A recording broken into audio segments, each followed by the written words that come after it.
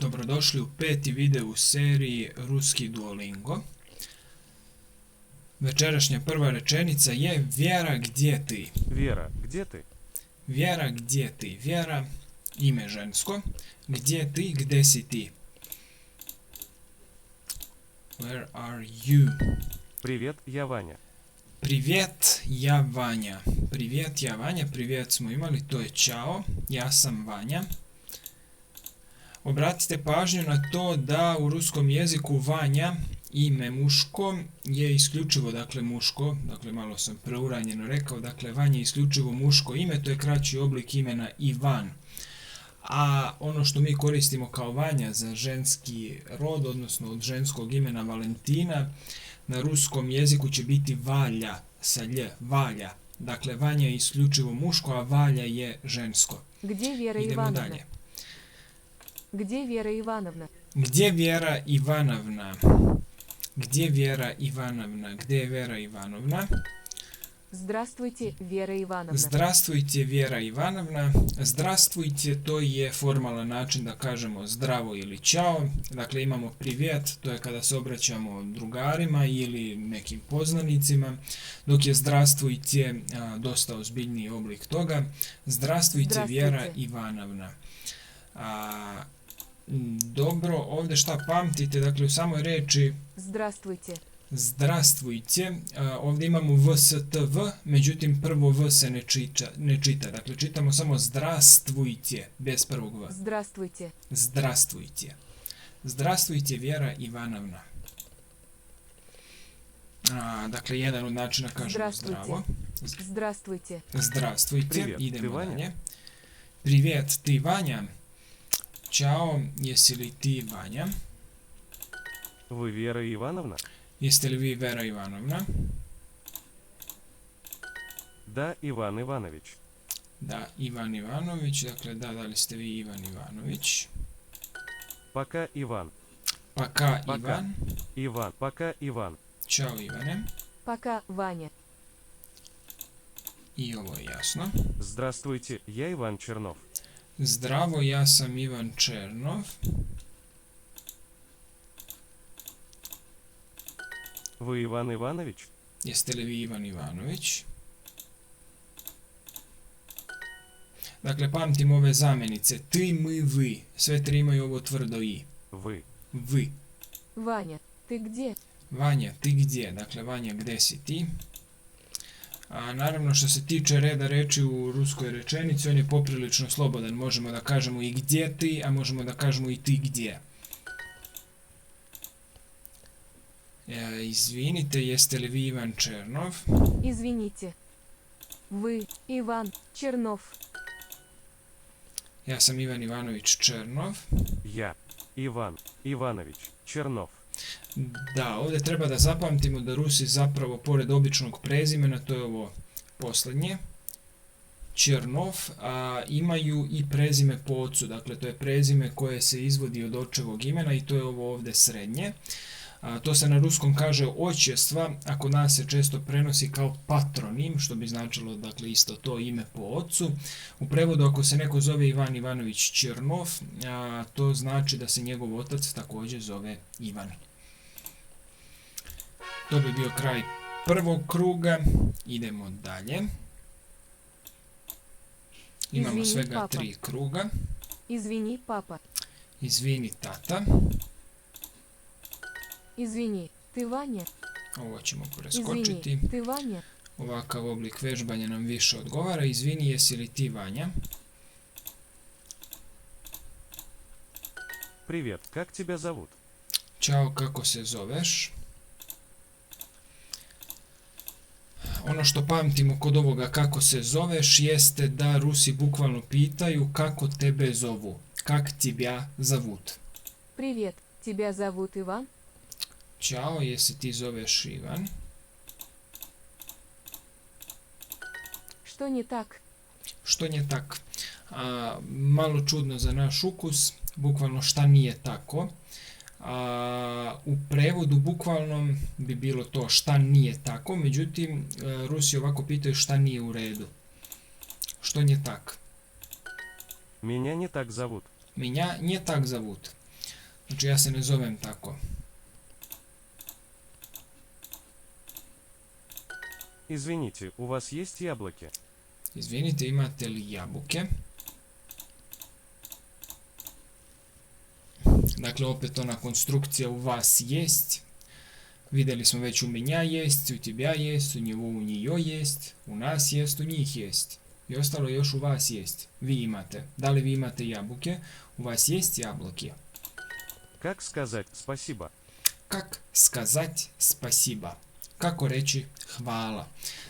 Ovo pamtite što se tiče ruskih infinitiva, odnosno osnovnih oblika glagola. To je da tamo gdje se u srpskom, jel tako, infinitivi najčešće završavaju na ti, odnosno na či, na tom mjestu gdje se naše završavaju na ti, kod Rusa imamo t meki znak, odnosno ć. Сказать. Skazać. To je bukvalno kazati, odnosno reći. Dakle, kako reći hvala?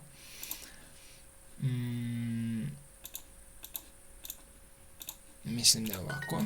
Как это сказать? Kak je ta skazać? Kako to reći? Благодарю. Благодарю. Pa ovo je malo formalniji oblik od onoga spasiba, dakle zahvaljujem. Ako ćemo tako glagol благодарить, to je zahvaljivati, благодарю, ja zahvaljujem. Kod Rusa se glagoli u prvom licu jednine, dakle ono šta ja radim, završavaju na u, odnosno na ju ponekad kada pišemo. Благодарю. Благодарю. Dakle, kao što je kod nas благодарим na m, kod Rusa je na u. Благодарю вас, Иван Иванович. Благодарю вас, Благодарю Иван вас. Иванович. Иван Иванович. Da, все отлично, благодарю vas. Dakle, kod nas mi kažemo, jel tako, zahvaljujem vam, a Rusi kažu zahvaljujem vas, благодарю vas. Спасибо, у меня все отлично. Spasiba, u меня все отлично. Dakle, hvala, kod mene je sve odlično. Ovdje jedino povedite računa o pisanju, nije d, nego je t.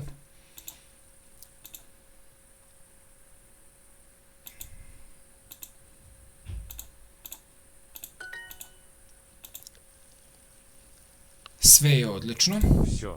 Отлично. Все отлично. Nije sve tako dobro. Все. Не. Так. Хорошо. Все nije tak хорошо. Dobro, to bi bilo to što se tiče drugog kruga i imamo još jedan. Здравствуй, Ваня. Zdravstvuj, Vanja. Dakle, zdravstvuj ili zdravstvujte. Naravno, ako nekome persiramo ili ako se obraćamo u množini, bit će zdravstvujte. Međutim, ako je u pitanju neko kome bismo se inače obratili na ti, kao u ovom slučaju Vanja, onda je zdravstvuj, Vanja. Здравствуй, Иван. Здравствуй, Zdravstvuj, Иван. Здравствуй, Вера. Zdravo, Vera. Скажите, у вас есть дети?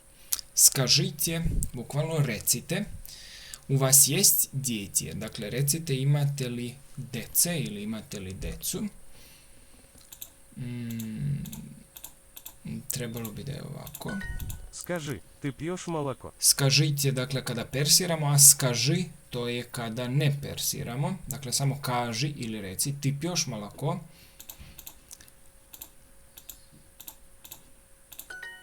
Можете сказать, где мама? Možete skazati gdje je mama. Možete li reći gdje je mama? Da, srećom, glagolski nastavci su, kao što vidite, dosta slični srpskim i dosta se to lako popamti. Možete skazati gdje je mama.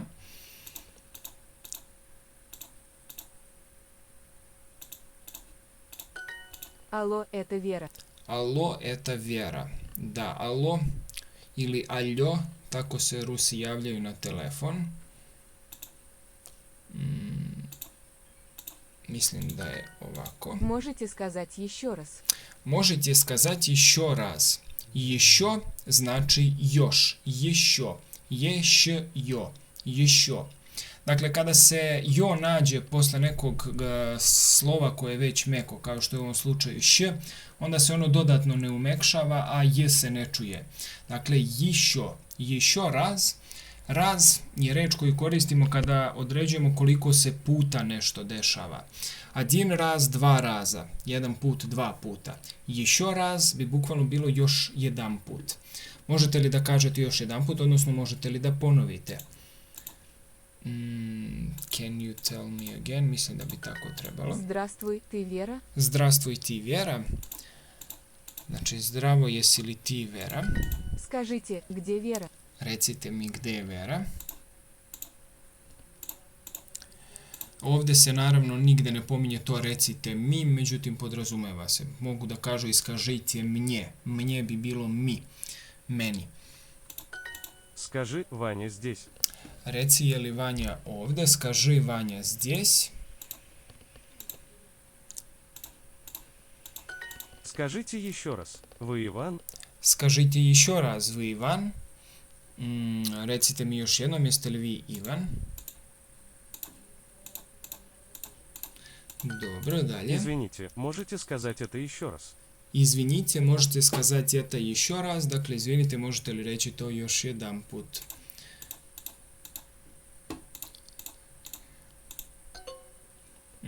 Can you tell me that again? Da, ispustio sam ovo mi, meni, ali kao što sam već naglasio, dakle, u ruskoj rečenici toga nema.